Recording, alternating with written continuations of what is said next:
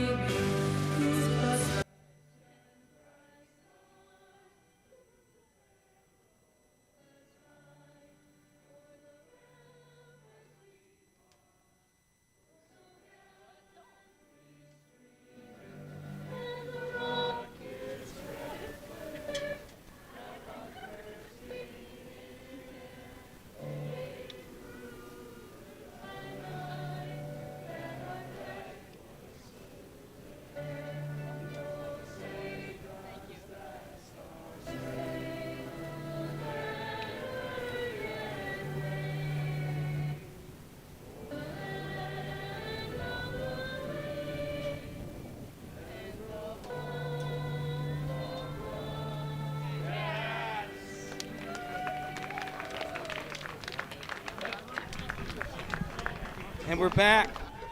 Nice job by the fans today here, Adam, taking it upon themselves to cover that national anthem that was going in and out. Improvise when they need to. I love that. Absolutely. I love that. Absolutely. You know, Casey, as you're going through the starting lineup, so this is a rematch. They just played earlier this week on Saturday. Yeah, absolutely. So why don't you give me the rundown as what you saw that on Saturday? You know, we saw 2 great pitchers on Saturday.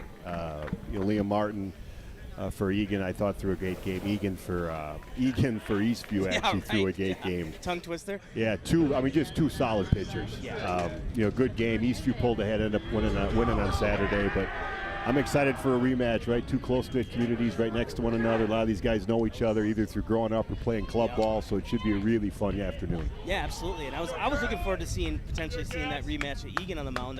The rumor is that he's looking to potentially either walk on or kind of be preferred walk on, maybe even at the U. So it's been fun to see him on the mound today too. But why don't you fill us all in on the lefty here, the youngster, Mr. Lockemeyer. Yeah, so Danny Lockemeyer, this will be his second start for the year for the Cats. He started out on JV, ended up throwing last week through 5 great innings against Burnsville. And having talked to his folks a little bit, he was a little nervous. First time up, being a sophomore on varsity, but what a cool opportunity for Danny as a sophomore to be pitching. His older brother, Alex, playing center field. So kind of a thrill, I think, for the whole family. And, Danny did not disappoint and had a great game against Burnsville. I don't recall exactly, but I don't know that he had more than 2-3 scattered 3-4 hits tops. Sure. And really threw well. So Danny will have to throw like that again today. I mean, Eastview's a very good team. But last time out, Danny, his fastball was working well, his curveball was working well, and I think he's going to need all those pitches today against a pretty good Eastview team. Yeah, absolutely. So across the diamond, just so you know, here for Eagan, you're going to have Griffin Fenske's going to be behind the dish catching the youngster Danny Lockenmeyer. At first base will be Chuck Harms. The senior at second base is going to be Mr. Mason Amon, another senior. Shortstop is the senior Leah Martin. And then Will Huseman, who Adam knows real well here, playing third base. Out in left field will be Jake Cabbage, and center field will be Alex Lockenmeyer. And then in right field is kind of the Egan's, if you want to say the Swiss Army knife, Ryan Danich. And then DHing today will be Parker Fall, and he'll be DHing for the pitcher, Danny Lockenmeyer. So, you know, Egan's kind of playing a big league schedule here. 5 games last week with the rainouts. They've really played a lot of games in a short amount of time. So, absolutely. Coming into today, you have Eastview at 7-7 in the conference. They haven't played a non-conference game yet. Eagan on the other side is 7-8 overall and 6-7 in conference. So they're both kind of jockeying in that same spot in the middle. First pitch today is at 4:32, and that's a strike on the outside corner by Danny Lockenmeyer.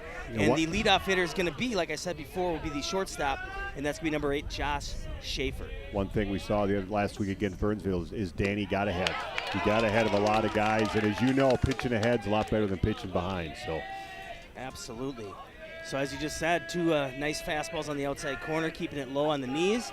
So the 0-2 pitch is coming up to Schaefer from Lockenmeyer. Tries to dangle on the outside corner to see if Schaefer will chase. With good location, looks like he's hit the glove 3 times in a row, so it looks like he's at least early on able to hit his spots.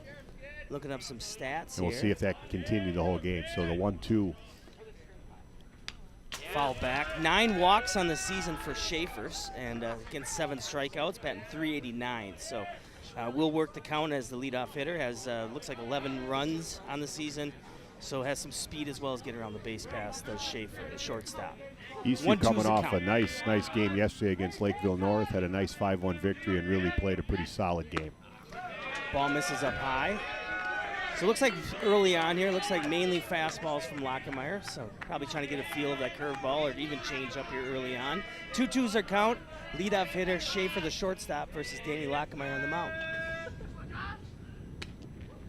Misses out, so Schaefer does his job and battles it back to a 3-2 count. Yeah, from 0-2 all the way back up, so a good at bat. You know, good, as we talked last week or the time before, good quality at bats. You get to 6, 7, 8, 9, 10 pitch at bats. It's a good way to start a game if you're Eastview.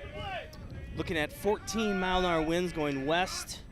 There's the strike 3 pitch on the outside corner. So Lockenmeyer does his job and comes back with a nice off-speed, looks like a changeup on the outside corner to put away Schaefer, and that's going to bring up the number 2 hitter today is going to be the second baseman. That's going to be number 28, and that's Lewis Rogers. Looks like any sophomore nerves he looks like he's got a hold of so far, so he's throwing off well. And as you know, too, getting that first out is just so huge, especially in a big game against a rival at home. Ball's hit for a base hit in between Martin and Huseman. Fielded over by Cabbage. So first pitch went with the pitch was Rogers. That's going to bring up the number 3 hitter, who's going to be your left fielder today, number 13, and that's going to be Cooper DeSutter. You know, nice piece of hitting. You know, kind of ball was on the outer half of the plate, put a nice swing on it, and hit a nice line drive kind of between short and third. So DeSutter on the season, 2 doubles, 10 singles, a triple, 11 RBIs. So it looks like he is their RBI man. He's the only guy actually in double digits. When Coach Stray sent me the stats. Yeah, the one thing Danny's got a pretty nice move as a lefty too, is he can go to first. And I know he picked his first outing out, had a nice pick off of the guy off Burnsville. So I think you're an outlier if you don't have a move to first as a left-handed pitcher. That's the truth. Right? So establishing that outside fastball, right? Keeping it down. Gets ahead. Yep, gets ahead. 0-2's our count, 1 down. We have Rogers, the second baseman, with that first pitch single on first. And I'll see what type of speed Rogers has. And I think we're going to find today that the team that can get as close to 21 outs the best, right? How do you limit mistakes? Try to get as many outs as you can. In this game, right, the team that can literally play catch the best will probably win more often than not. It's when you get into that 25, 26, 27 outs and giving teams extra innings that hurts you. So defense will be key this afternoon. 0-2's the count. Fastball misses out. And the other good thing about a lefty, obviously, is it generally keeps the guy at first a little closer, right, till at least they maybe see his best move or see what he's got to offer. We can give Griffin a little bit extra time when we throw somebody out. Can't find our stolen base stats here, Adam, but that's okay. There it is on the outside nice corner. Pitch. So the first strikeout of the day, and that puts away to Sutter, and that's going to bring up the DH, and that's going to be number 25. Sorry, jeez. I'm getting behind here.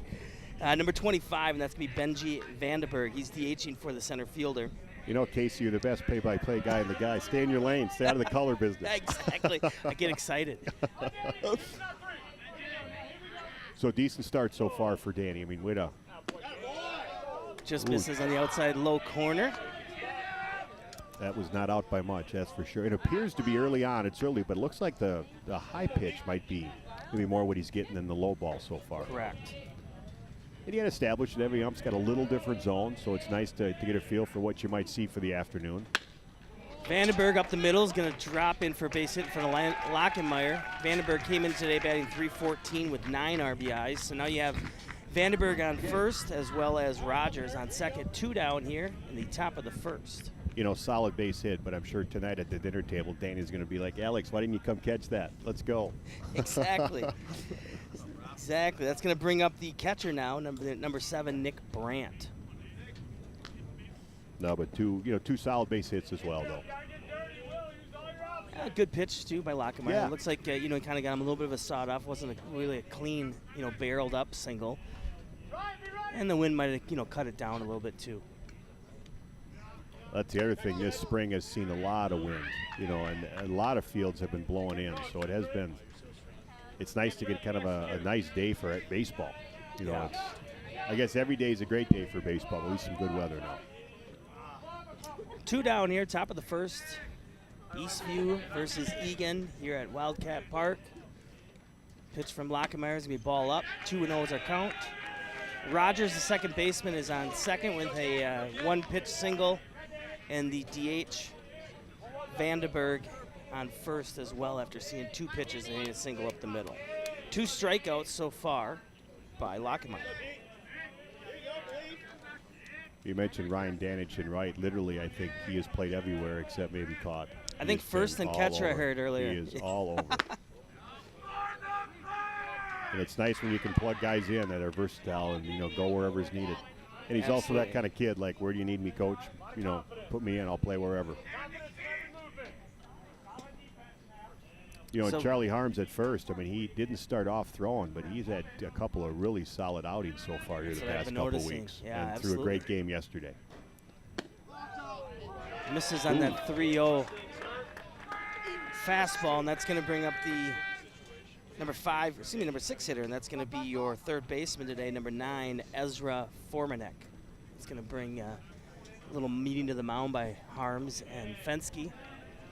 And looked a little bit as trying to pitch around a little bit. Sure. That they were doing, with Brandt up there. But you got to get that, get an early strike, and once you get down 3-0, it's going to be tough for him to come back. You didn't want to give him anything nice for the guy in second, right? Absolutely. 2 down here. So force everywhere. Looks like we have a pinch runner as well. So actually, I think they're bringing in, so Gleggy Torp, who's getting DH for, is actually running for the DH. So he's playing center today. This does give Eagan options. Now, any base, anywhere they go, wherever the ball takes them, they can hopefully get an out in the infield somewhere. It'd be nice to be able to work out of this early on. There's a big pitch right away over the middle. It actually looks like he crossed up Fensky, too. He looks like. I think Fensky wanted a fastball, and I think that Lockenmeyer brought in a curveball there. Hey, let's go through the signs one more time here. Exactly. Make sure we're on the same page. Well, and you understand too. With guys on second base, every team does it differently, right? Whether it's first sign after fastball, third sign in the sequence of 5, whatever it might be. Yep. And again, Danny's only second start here, so he may just to make sure, hey, we're on the same page. Yep. Nice block there by Griffin, keeping that ball in front. 1-1's our count. 2 down. Both of the outs, like I said, has come via strikeout by Lockenmeyer, but also kind of Eastview doing their job of trying to work that pitching count here in the first inning. Yeah, which they have. But every coach wants guys on the same page communication-wise. So let's not give a freebie run because I was thinking fastball, you throwing a curveball. So get on the same page. Smart move by Griffin to get out there. There's a fastball, slow roller to Huseman. Huseman's going to take it to first, to Harms in time. So Lockemeyer does his job by getting out of the inning. Eastview, though, does get 2 hits. They strand 3. No runs, though, in the matter. And we go into the bottom half of the first with a 0-0 ball game. And you know, Casey, especially at the high school level, but momentum is such a big deal in high school baseball. So we're going to take a little look at the replay here of somebody you're familiar with. Yeah, you know, he didn't hit a ton of it, but, you know, Will did a nice job. Came and got on a hop, set his feet.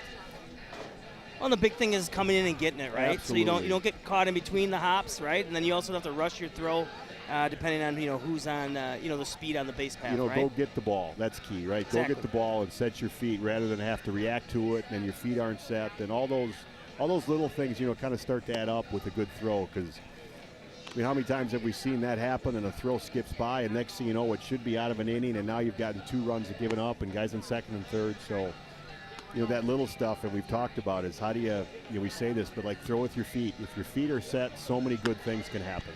And you're going to hear that. So, trying to see who we got on the mound. It might be, it looks like number 11, Nate Getman. Yes. Is that what you're seeing, Yep, number 11? Number 11. Okay. And that is a last minute change here from. We do hours and hours of prep work, so just for the record. Of course we do. Of course we do. It isn't like we just come from work and show up and talk, right? No. We're too professional for that. But yeah, I know, Coach Stray from Eastview did mention that there could be a pitching change. It sounded like some of the Eagan kids as well as some of the Eastview kids had some big physics tests today that was potentially running them a little late after school or last hour.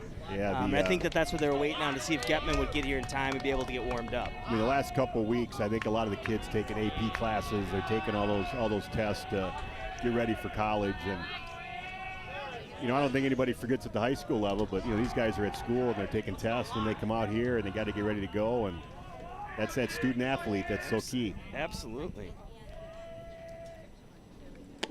First pitch by Getman on the outside corner is a strike, and that is the center fielder Alex Lockenmeyer.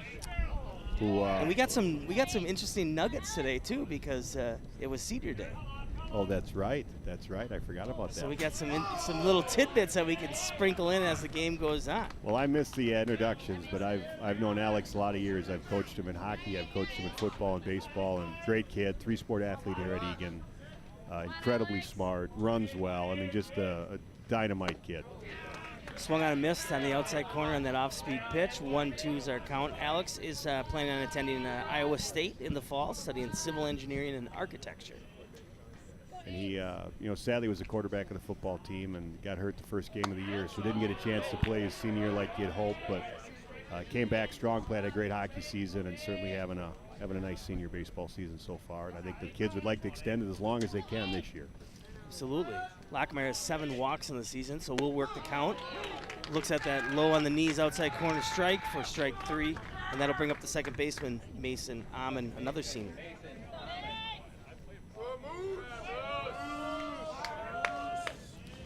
You may hear the crowd in the background. Mason Amon, and I'm not exactly sure why, but his nickname has been Moose forever. And big Foligno fan. Yeah. How about the Wild? Big one tonight, though, right? They're going to have to. Got to put something together. Yeah. So as we can see here early on, whether Getman just didn't get a full warm-up in, a little bit more of the off-speed look, right? Just they're going, instead of going hard fastballs, a little bit more, off-speed, whether it be sliders, curveballs, change-ups, and then a little bit more of the pin placement of fastballs.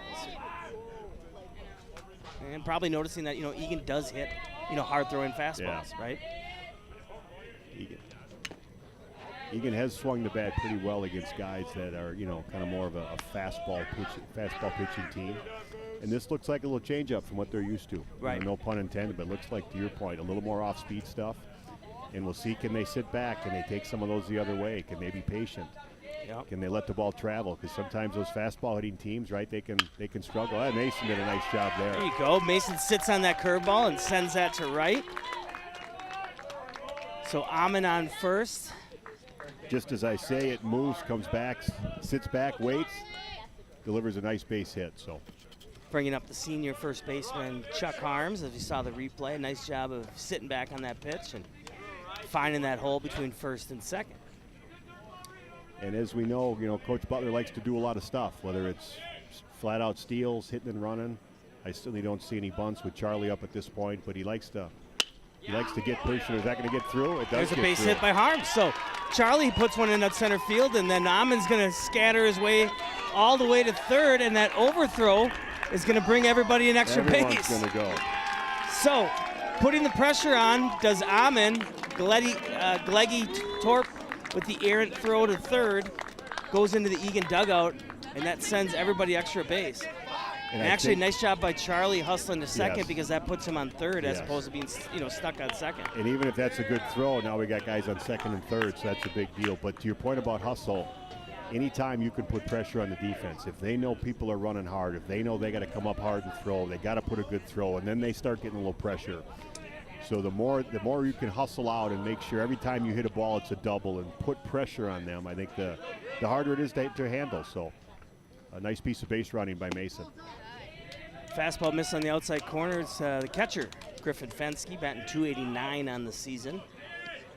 5 doubles, so obviously can shops at the gap from time to time. 1-0's our count, 1 down, Eagan up 1. Another pretty steady diet of off-speed balls here to Griffin, who also hits fastballs very, very well. Yeah, and as you know, too, it's always interesting to see when you move that pitcher from the windup to the stretch, especially early on in the game. They've been taking all their practice throws, all their warm-up throws from the windup. That's where they're usually most comfortable, unless, a guy likes to just pitch only from the stretch, right? So 2-1's our count, 1 down. You have Charlie Harms, who had that base hit up the middle. Unfortunately, doesn't get the RBI, but still brings in that run. Curveball misses, 3-1's the count. So having a hard time kind of locating that curveball early on does Getman. Griff did a nice job there, because that actually looked like it was kind of coming at him, but he didn't bail out. And certainly at the high school level, you'd see less and less bailing out, but he really stayed in there nice. Well, because he wants to hit that pitch at him. Right? 3-1 count, hitters count. Gets an RBI up the middle, and that's actually going to be RBI number 6 on the season. And that could be off by a game or so, but Coach Butler sent me the stats this morning, so I think that they included. And we can watch the replay here. As you said, a 3-1, hitters count, waited on it nice, right back up the box. And this is big, as you know too, this is big for Eagan to try to kind of set the standard right away here in the first inning. Absolutely. Kind of, knock Eastview off of maybe their game plan. Maybe they were hoping, Getman might maybe be a starter. Maybe they let him go 4 or 5 innings. And this is exactly the kind of start that certainly Eagan and Coach Butler wanted. How do we get ahead and get some stuff going? Pinch running will be Elias New for the catcher, Griffin Fensky. Fastball on the outside corner is in for a strike. And we have now up at the plate, number 16, the shortstop, Liam Martin. 2-0 is our lead, with Eagan taking advantage of that errant throw by Gleggy Torp in center field as Elias takes off. The relay not in time from Brandt to Rogers. I think as we talked about, again, Coach Butler not afraid to get guys in motion. They move them around, make them throw, and Elias runs very well. So that's They caught a little bit of a wind on his back too, right? Yeah. Although the last time that Lakeville South game, I think the wind was like around 24, 25 miles. So we're about 10 miles less. Yes, so. And I mentioned yesterday at Lakeville North, it was just gusting in from right field yesterday. Eagan had 2 or 3 balls that were just crushed that just couldn't go anywhere. It was. And as you know too, it's getting the game in is a lot of times you'll take whatever conditions you can get and not have to try to play 6 games in 8 days type of thing. Curveball swung and missed, actually fouled away, by Martin. Liam came in yesterday and threw the last inning and did a really nice job kind of shutting the door. Charlie had 6 solid innings, and Liam came in and threw a solid 7th yesterday. Yeah, it seems like that's kind of been the combo too. When if Charlie starts, then if he can get through 5 or 6, then Liam's going to kind of clean up the final inning or 2. 1-2's our count, 1 down. 2-0 is our score here with the Wildcats up. Elias New at second with 1 down with Liam Martin. Shot hit out to left field for a base hit. Coach Butler's going to hold up Elias. Liam keeps the hit parade going. So we've seen now 4 hits in a row. 4 hits in a row. In a row. So certainly exactly the way Eagan would want to draw this up. You know, four really good at-bats, actually. Absolutely. 4 great at-bats, good swings. And Liam was behind in the count there, but still put a really good swing on a 1-2 or a 2-2 pitch.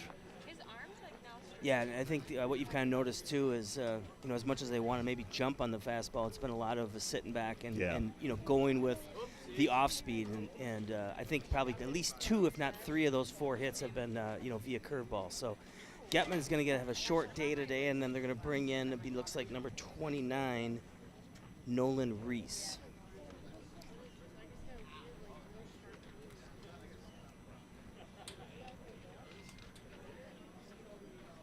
Was it 29 or 22? Is it?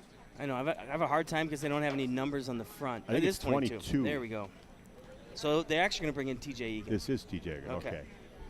And TJ threw, like as I mentioned, TJ threw on Saturday, and had a good outing. I mean, I think held the Cats to 2-3 hits or 2-3 runs, excuse me, and threw well and had a good outing. Looks like Coach Butler's bringing the whole staff out here to have a little meeting. And I'm sure he's saying, guys, keep up the intensity. Yeah. I mean, this is a great start. And, you know, uncharacteristic, I would say, but, you know, there's a couple times this year where the Cats have had some leads and they've kind of let them slip by, you know. And I'm sure he's kind of reminding the boys of let's not do that today. Stay focused, put a couple hours together. And I mean, you already accomplished getting a crooked number on the board in the first inning, but there's no need to stop at 2, especially when you get guys on first and third. And as we mentioned, now you have a lefty in the mound, so probably hold Liam a little bit tighter than Getman was. But at the same time, we've seen Liam, you know, get off and running, whether it's a hit and run with Will batting or just a straight steal to see if you can get second and third with Will up there. So, well, with first, third, and the lefty up, I mean, you definitely have some options there, I think. And you could do a straight steal, delayed steal, you know, hit and run. Again, I certainly necessarily maybe not be a bunt, but you never know. I mean, it's as we've said, how do you put pressure on defenses? And I think every coach is going to try to do that as much as they can. Yeah. Well, and it's always interesting, as you mentioned, too, the strategy within the game, right? Whether Coach Stray said, hey, you know what, Eagan threw against the Wildcats last Saturday. Maybe we try to bring him in, you know, third, fourth inning to try to have him close the game out. Do we see if we can just get, you know, 1 or 2 times through the order with Getman and then bring in TJ? Yeah. You know, so it's always interesting to see, you know, a lot of times, too, as you know, I mean, you're not going to get the coach to tell you exactly what their game plan was, but, I mean, that's for us to kind of speculate on.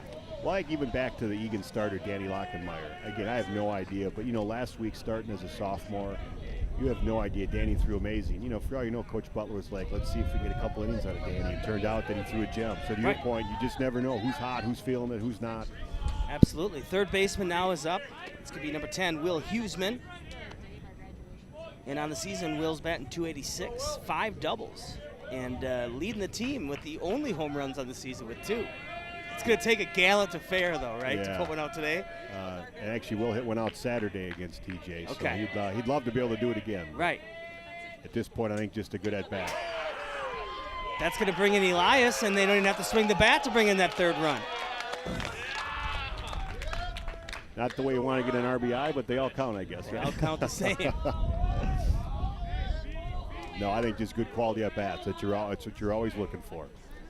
And this game is fickle, right? You cannot hit anything hard, and it can be a base hit. You can hit balls right on the screws and nothing to show for it. So it's a I was going to say, too, a fickle game. Excellent secondary by Elias at third. Yes. Because by the time I looked at where I was going to hit in the fence, he was already about a third away from home plate already. So because that thing bounced right back to the catcher. Yeah. 2-0's the count as Eagan's trying to kind of find the zone here early on. You know, Casey, it's all that little stuff which you don't necessarily always see, especially on TV, but you know, you're not taking an aggressive lead at third. You maybe don't score that run, right? You're not taking the aggressive big round turns at first. Maybe you're not turning that single into a double. All those little things that don't always show up that are really, really key in a high school game. Once again, Eagan misses up high. Well, and it also helps, too, when you got a lefty on the mound and his back's towards you at third. Yeah, exactly. So Liam Martin on second base, 1 down, 3-0's our count. Liam was the last of the 4 hits in a row, and he had the RBI single that brought in Harms. About the 5th mound visit between the two teams so far, but like you said, maybe make sure on the same page. you're not the starting pitcher, maybe they didn't get a chance to warm up. Just say, hey, it's just so we know. To your point, guy in second base, what's our sequence? Yep. You know, what's our pitch sequence? Maybe tell a joke, Maybe tell a joke or two. I've been known to call timeout, walk out to the mound, tell a joke, and leave. We've all seen the famous Bull Durham movie. So Houston sees 4 straight balls, and most of them around the eye level from Eagan. And that's going to bring up the right fielder, number 2, Ryan Danich. Danich on the year batting .290. As you see the replay, that was a curveball that just didn't get snapped down. Will get out of the way. To your point, all 4 were up, way up in the strike zone. I don't know if the back's, could that have been by design? The back's stiff. Yeah. They say snap in the towel, right? Meaning that you're out. You're really overemphasizing that follow through. And sometimes it can just be something as an arm slot or release point, right? And could it have been they wanted to try to pitch Huseman up? Who knows? We'll see how he goes now. Strike is in there. Throw down to Rogers. Not in time from Brandon. As you can see, the double steal work into play. So Coach Butler noticing that Eagan having a hard time finding the zone, taking off on that first pitch. And did he see something? Is he giving the guy on second 1 look or 2 looks or 3 looks, or maybe they spotted something there or 2 they like? But Liam runs well, and Coach Butler's not afraid to go. So who knows? Yeah, Will gets the stolen bases. Looks like Eastview's going to play up now, try to save some runs here early on. There's a strike in there. I believe it's 0-2. We didn't really get the call. Yep, 0-2 is our count. So Huseman on second, Martin on third. 0-2's the count to Danich. Eagan leading Eastview 3-0 here early on in the bottom of the first. This first inning might take as long as the first 6 innings of that Lakeville South game. That Lakeville North. Lakeville North, yeah. That was. I think we thought about 50 minutes for the first 6 innings. That was just a pitching gem for both kids that day. They threw well. Well, that's been Liam most of the year, though, honestly. Absolutely. I mean, when Liam's been on the mound, he's thrown well. So 5 base runners in a row for Eagan, 4 hits and a base on balls. So 3 stolen bases in there. 3 stolen bases. Ball hits the dirt to bring in Martin. Huseman's going to take a turn. 4-0's our lead, and it's still a 2-2 count now to Danich. So senior day is a big day here for scored runs in the first. That's, and they're getting down to the end. They have one more home game next week, and then they may or may not host a playoff game. So for these seniors, it's a big deal. They've grow up, going to come to Eagan, and then they're here for 2-3 years, and it goes pretty quick. Ryan Danich also going to be attending Iowa State for business as he fouls that fastball off, does his job. Will Huseman at third, 1 out, so looking to either put something on the ground or on the right side, right, Adam, or maybe get something up in the air to the outfield. Absolutely. If not a single or a double. They're a little more even with the bag here. They don't maybe. Yeah, it looks like they're playing kind of edge of grass. Yeah. Maybe they could look the runner back. Curveball a little up high. Didn't get the snap down on it. 3-2's the count. Nice job by Danich here working the count here after starting down 0-2. As we talked about, quality at bat can also be an out or anything else. How do you work it into a foul ball and you get 8-9 pitches and fastball hit right back to Danny Eagan. It's going to be relayed back to Brandt. Brandt's going to go down to third. Dropped by Eagan, and Huseman scores. So we're still with 1 out. Danich does an excellent job of base running while Huseman stayed in that hot box, so to say, as long as he could. Eagan drops the relay. Well, and we watch Huseman slide in safely. I can say this because I'm going to have dinner with this kid tonight. He got lucky. He should not have gone. It very well could have just been a contact play. It could have been a contact play. We don't know what was going on, but on a comeback from a pitcher, you generally would wait. But right. Way to give my kid the benefit of the doubt that it's a contact play. I think that's a tough thing though too. I think when you watch baseball on TV, especially like Twins, right? You sit there and go, why did that guy go from third? Correct. And very well, the third baseman, there was a relay saying no matter where it's hit, we want you going on the swing of the bat. So we'll give him the benefit of the doubt here. 5-0 now is our score. 1 out still. Danich on second. Ooh. Okay. High and tight. Casey, you're so right because we've talked about games about whether you got bunt coverages and people charging and what play is on, and people are like, oh, he should have been there, and you don't know what the wheel coverage was. Was it a shortstop that's supposed to be covering short, or should the third baseman gotten back? And without knowing what's on, it's hard. It's always easy for fans to make comments, but you really don't know unless you know what they're trying to achieve. So looking like the sharpest curveball from Eagan so far here in his brief start, or brief outing here in the first. 1-1's our count. 1 down, 5-0's our score. 4 singles by Eagan, a couple errors by Eastview. And 6 base runners in a row. Yeah, which doesn't happen very often. No, so 4 hits, a walk, and then kind of we call that a fielder's choice, but a lot of people on base in a row. When you can put that many guys on base in a row, you're going to score some runs. Cabbage batting .267 on the season with 6 RBIs, so he looks to grab his 7th here with Danich on second. And Jake actually has been swinging the bat pretty well. His average may not show it right now, but he's hit some balls hard this year. Well, he's kind of taking over that left field spot, right? And that might find some. He might get that single that he's looking for. Danich is going to be held at third. So 6 straight Eagan Wildcats to reach base. 7 straight. 7 straight. All right, so that's going to bring up the DH, Parker Fowl. He's DHing for the pitcher, Lockemeyer, and we're going to see the replay on it. Fighting off that outside fastball. Hung up just enough and kind of hitting that no man's land. Those kind of make up for when you hit one right on the barrel. Baseball can be forgiving at time, right? So Parker, who's been primarily doing a lot of courtesy running for pitchers and catchers, gets his first start here and had a nice double the other night. So, and as we've seen, if Parker gets on bases, he can run. Doesn't have a lot of at-bats, Adam, but he's batting .500. Yeah. Yeah, that's the old thing of who's hitting higher than me, coach. Come on. Right, exactly. Fastball in there for a strike by T.J. Eagan, who came in relief of Getman, who started the game for Eastview. That was Nate Getman. And we'll see if he wants to put Jake in motion here at all with first and third. And that's, you do have an early break. See if he can balk. You have a delayed steal, draw, throw down there. So we'll see what we'll put on here. Senior Ryan Danich at third. Junior Jake Cabbage at first. 1 down. Pitch to foul off speed. A little ahead of it. A little bit. 0-2's our count.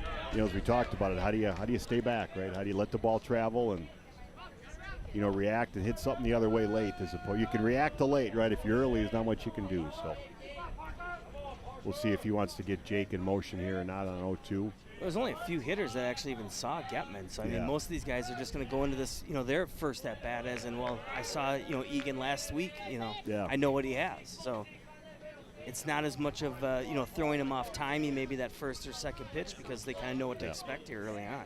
Yeah, the first 5 guys, and then from here on, Egan's face 6, 7, 8, 9. Swung on a miss by Fowl, but that's going to move Cabbage over to second with a stolen base with no throw from Brandt. So Egan gets his first strikeout as he sends Parker Fowl back, and that's going to bring back the leadoff hitter and center fielder Alex Lockemeyer. Lockemeyer had a good at-bat where he worked the count deep, but then struck out to Getman to start the game. You're doing well when you can hit twice in the same inning. Cabbage on second, Danich on third. Eagan put up 5 here in the bottom of the first, looking to tack on 1 or 2 more. First pitch swinging. Good swing there by Alex. And, certainly a hit here should bring in 2. Jake runs pretty well. With 2 out lead at second should get a good jump. So I think Coach Butler's MO of being aggressive would make him make a throw, right? I would see if you can get to that 7th run instead of of sitting on 6 on a base hit. I would think they would force him to throw him out at home. Yeah. Fouled off down to Coach Butler and bobbled and booted. Didn't do that much in college. I'll give him that benefit. This is non-glove hand. 0-2's our count. 2 down. Age catches up with all of us. Doesn't it?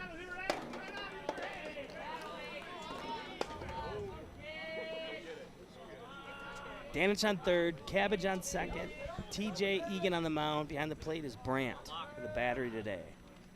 Curveball right back to Eagan, quick throw, almost pulled Ortman off the base. So Eagan, you can give me the wrap up. How many hits we have there? 5 or 6? 1, 2, 3, 4, 5 hits. 5 hits, so 5 runs, left 2 on, and I think we, even though they didn't put it on the board, I think about 2 errors for Eastview. So Eagan accomplishes what they want. Now we just got to hope that that the youngster didn't tighten up in the dugout that long. I mean, 5 hits and a walk, and a couple miscues there, but Eagan took advantage of it. It did what they needed to do, and to put 5 across. So exactly what you'd want to draw it up, right? How do you get ahead, get the momentum, and as we've talked about though, is how do you keep the momentum now? That is such a key thing. Is when they're playing the music, then that's usually when they're just. Oh, I didn't.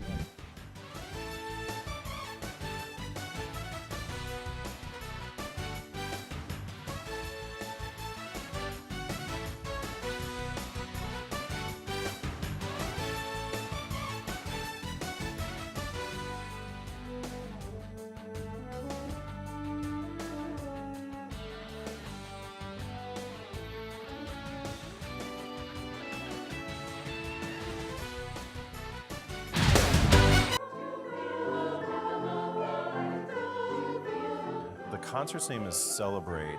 In 2020, we were supposed to do a concert for our 20th anniversary. So we're going to be celebrating not only just being back together with everyone, but we're also celebrating 20 plus years of being the Eagan Women of Note. We're letting the community come together to listen to some really great music, and we're just simply celebrating the fact that we can be together and sing for the community and sing in person. The Eagan Women of Note spring concert called Celebrate. It is May 15th, 2022 at Peace Church in Eagan, and you can watch it online through ETV.